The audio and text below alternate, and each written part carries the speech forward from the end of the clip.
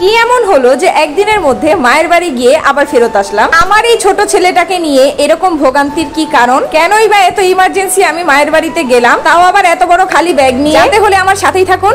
সবাইকে জানাচ্ছি আসসালামু আলাইকুম। কেমন আছেন সবাই? আজকের ব্লগে আপনারা জানতে পারবেন আমি কেন একদিনের জন্য মায়ের বাড়ি গিয়েছিলাম। অবশ্যই অনেক বেশি ইমার্জেন্সি ছিল, না হলে এত কম সময় নিয়ে আমি কখনোই মায়ের বাড়ি যেতাম না। সবাই মায়ের বাড়ি যায় আরাম করার জন্য, অবশ্যই 5-6 দিন 7 দিন সময় নিয়ে যায়, অথবা 2-3 দিন তো থাকে। কিন্তু আমি কেন শুধু একদিনের জন্য যে আবার ফেরত চলে আসছি, এটাই আপনারা জানতে পারবেন। বাসে উঠলে সবসময় আমার বাচ্চাটা ভয় পায়, এতক্ষণ তো আপনারা দেখতেই পারলেন সে কি পরিমাণ ভয়ে ছিল।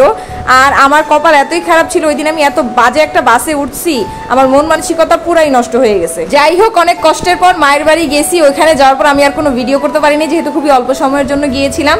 জাস্ট 2 ঘন্টা আমি আম্মুর বাসায় ছিলাম, ওইখানে খাওয়া দাওয়া করছি দুপুরে।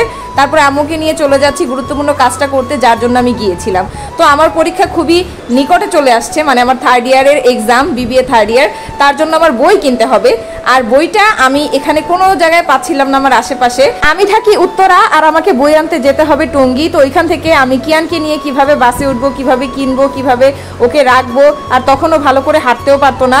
এটা 2-1 মাস আগের কথা। নির্বাচনের জন্য এখানে সবাই র্যালি করছে। তো যা বলছিলাম আর কি, টঙ্গী থেকে অনেক বেশি প্যারা হয়ে যাইতো, যার কারণে আমি আম্মুর কাছে গেছি। আমার আম্মু যেখানে থাকে সেখানে আমার সব কাজ ইজি হয়ে যায়। দেখতেই তো পারছেন সে আমার ছেলেকে রাখছে, যেটা আমার পুরো অর্ধেক কাজ কম হয়ে গেছে।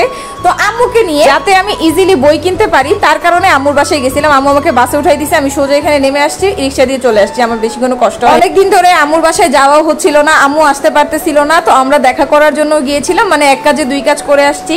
আমার পরীক্ষা খুবই নিকটে, সবাই দোয়া করবেন যাতে আমি একটা ভালো রেজাল্ট করতে পারি। আম্মুর বাসা থেকে ফিরতে ফিরতে রাত হয়ে গেছে, কিন্তু রাত হয়ে গেলেও আমার কোনো ছাড় নাই। সন্ধ্যা রাত হয়েছিল আর কি। এসে দেখি কিয়ানের বাবা কোনো রকম ডাল ভর্তা ভাত খেয়ে বেঁচে আছে। তো তার জন্য তো কিছু রান্না বান্না, যতই ক্লান্ত থাকি, যতই জার্নি করি, যতই ছেলেকে নিয়ে পেরেশানিতে থাকি, আমাকে তো রান্না বান্না থেকে কোনো মুক্তি নাই। আমি মার বাসা থেকে আসছি, ভালো মন্দ খেয়ে আসছি, তাকেও তো ভালো মন্দ কিছু রান্না করে দিতে হবে।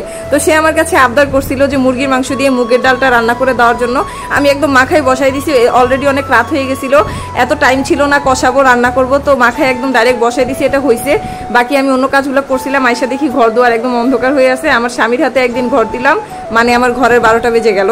আপনারা তো দেখতেই পাচ্ছেন আমি কিভাবে মুরগিটা রান্না করার জন্য প্রসেসিং করে নিচ্ছি এক্সট্রা করে, আর কিছু বললাম না। তো যেটা বলছিলাম, শুধু একদিনের জন্যই কেন গেলাম, কারণ আমার হাজবেন্ড সে রান্না করে একদম খেতে পারে না। রান্না করতে গেলে ভাত তার পুড়ে যায়, আর আলুও পুড়ে যায়, মানে সে ভর্তা ভাত নর্মালি যে রান্না করে খাবে সেটাও সে খেতে পারে না। আর আমি কোনো কিছু রান্না করেও যাই নাই।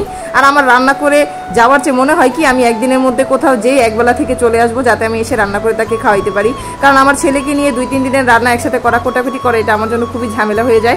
এই কারণে আমি যখনই কোথাও যাই একদিনের মধ্যে আসার চেষ্টা করি। তো আজকের ভিডিওটি ভালো লেগে থাকলে অবশ্যই পাশে থাকবেন। সবাইকে